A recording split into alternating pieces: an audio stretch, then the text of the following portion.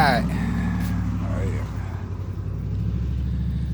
Part 2, day 2 of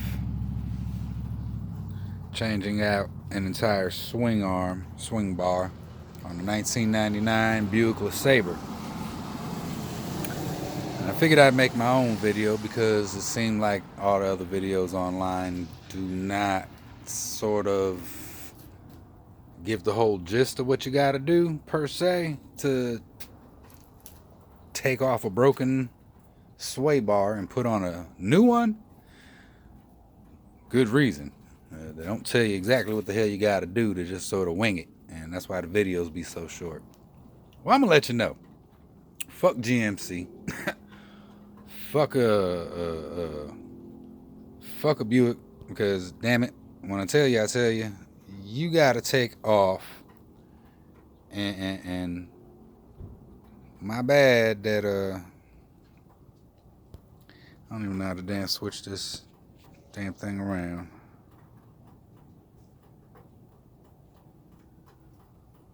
You gotta end up watching the videos. I went by the videos that I saw on YouTube, and unfortunately, somebody said do a bunch of stuff. I did a bunch of stuff, and unfortunately, one of the things that I did that I followed on video was somebody said you could take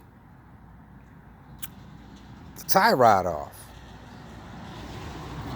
Yeah, no, the tie rod does not motherfucking help the sway bar come out, and it does not help it go in. So I cost myself some more money yesterday trying to do this because unfortunately I ended up breaking a tie rod, the outer tie rod on the passenger side, following everybody else's YouTube video. So I had to go out yesterday and purchase new outer tie rods because they say you got to change one, you should change them both. All right, change them both. So now I got new tie rods. So we got new tie rods and the new sway bar is put in. As you can see, it's still in the plastic. And what everybody else's videos do not tell you, if you have a 1998 Buick Lesabre, 1999, sorry, Buick Lesabre, is that in order for you to get the damn sway bar out, you actually have to drop, and I just learned this because I'm not a technical mechanical person as far as jargon goes. You got to actually take off the cradle, I guess that's what it's called, whatever those two bushings are right there, that bar on both sides, you got to take that off. Well, not take it off, you have to take out the bolts, prop them up with something, use two floor jacks to hold up both sides, one on each side, drop it down about 4 inches. Then you could take the sway bar out and install the new one. So, me being me, I'm thinking about it, hindsight now, I had the damn cradle detached.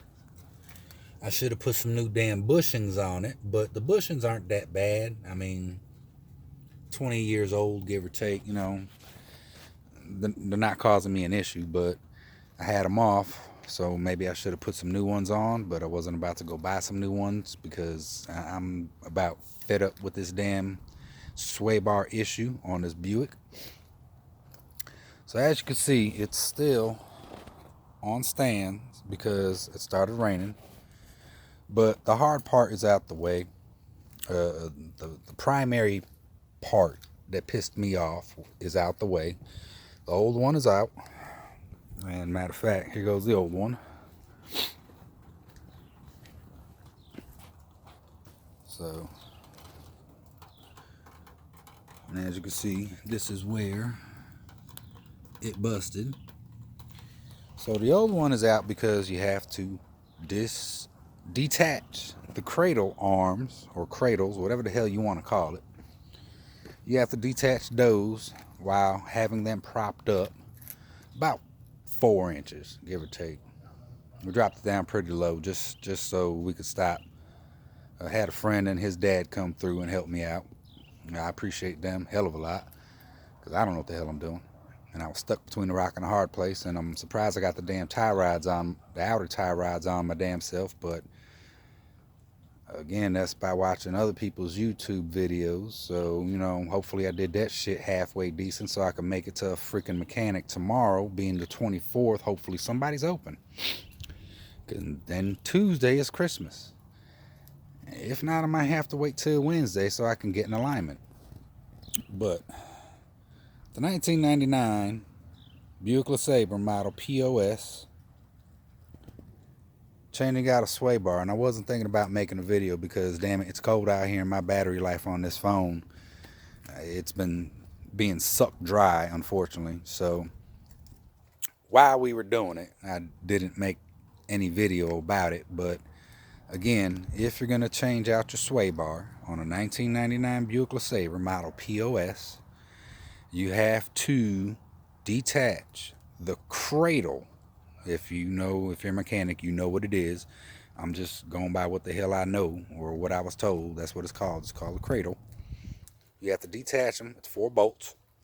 Have them propped up, 2 floor jacks. Drop them down about 4 inches, and then the old sway bar can come out and the new sway bar can be installed. I had to stop because I was getting peeved, and the new sway bar went in perfectly, and got it from rockauto.com. I'm just not too happy with the new bushings because the new bushings added about a whole 1/2 inch, and I'm having trouble even grabbing the threads to put it in, and at least the 2 middle bushings, if you know what I'm talking about, on the cradle or cross member, whatever it is, the bolts that come with it are hellified shorter than the OEM ones that came off originally, and there would have been no way to thread that sumbitch down because there is, I mean, when I tell you it's about a 1/4 inch smaller than the original damn bolts that go in it, in the bushings, the middle bushings. I just said to hell with it, and I used the old bushings, and I started getting frustrated. So what I'm going to end up doing is I got one middle bushing on the passenger side on. It's threaded. It's not tight down. I'm having issues with the driver's side now, unfortunately. I can't get that son of a bitch down. So what I'm going to end up doing is I'm going to end up taking it off again on the passenger side and starting fresh. I'm going to use the old bushings because the old bushings are not really that bad.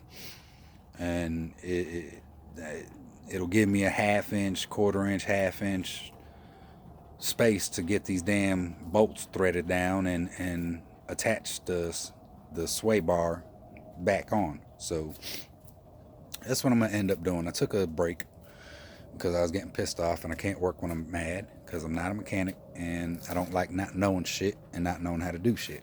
So if you are a mechanic and you know the jargon and the lingo, please, I wish I would have did the video, but unfortunately I didn't. But PSA, if you are changing out a sway bar on a GMC, you will have to detach and drop 4 inches while being held up by something. 2 floor jacks is what I used. About 3 to 4 inches so you can get the old sway bar out and install the new sway bar. I wish they would have said that inside the damn anybody else's video that these mechanics, YouTube mechanics make. You know what I'm saying? Professional or garage mechanics. That would have been something I would have liked to know. But y'all breeze through this shit on your videos like, you know, a lot of people do-it-yourselfers, you know, don't know this shit. It'd be nice to know something like that. It was a little bit out of my comfort zone. But like I say, I had a friend and his dad come through, and I didn't even have his dad work on it. I just had his dad tell me what to do because I'm a hands-on type of person. I like to learn hands-on. And, you know, he just basically told me and pointed and basically guided me, and I did all the work my damn self, which I definitely appreciate him, and I appreciate his son coming through because it helped me out tremendously. But I figured I'd let y'all know, PSA, if you have a broken sway bar and you have to get it off, some vehicles, more than likely, you're going to end up having to drop the cradle. And I'm pretty sure I think that's what it's called. If not, I don't fucking know. You're going to have to take out 4 fucking bolts and hold something, whatever the hell it is, the cradle up with something and take it out from underneath the car towards the back. So let me go ahead. I got some other things I got to end up doing. Before they came over, I was trying to weld some dog kennels together that were rusted out. Now I got to go clean up some dog shit and do some feedings and some vaccines and everything else. My day don't stop, but my weekend was wasted and I really haven't accomplished much. But the primary bullshit that I intended to try to fix, which they say it takes an hour. That's an hour if you know what you're doing. If you don't know what the fuck you're doing, we're going on over 24 hours, almost 48 hours now for a fucking sway bar, and I'm still not done because it's just one of them damn things. And I'm going to end up finishing it off tomorrow, and hopefully I can get it done once I get out of work and get it down to a shop so I can get an alignment done and park my Durango because that V8 is sucking up gas. So I want to get back in my Buick, But like I say, let me go ahead and get back to my other business. Y'all folks have a good one. I figured I'd give you a part 2, day 2 of my initial video I posted yesterday. Sorry I didn't end up recording it and the process and the rigmarole of what you had to actually do to take out a sway bar on a 1999 Buick Lesabre. But it is what it is. I figure I'd give you a testimonial instead of a video since I didn't actually record it. So y'all have a good one. Have a good weekend. If y'all are into holidays, I ain't. But I guess have a happy holiday. Merry Christmas, Feliz Navidad, Happy Kwanzaa, whatever the hell you celebrate religiously or otherwise.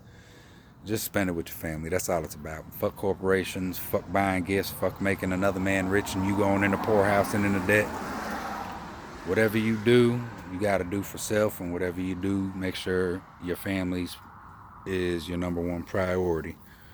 You got to teach them right. If not, they get misconstrued, and that's not a good way for our future to end up going. But again, y'all have a good weekend. Have a happy holiday if you fucking celebrate the shit. And as always, bully life, bully love. From Robert at YSO Blue Kennels. Y'all take it easy.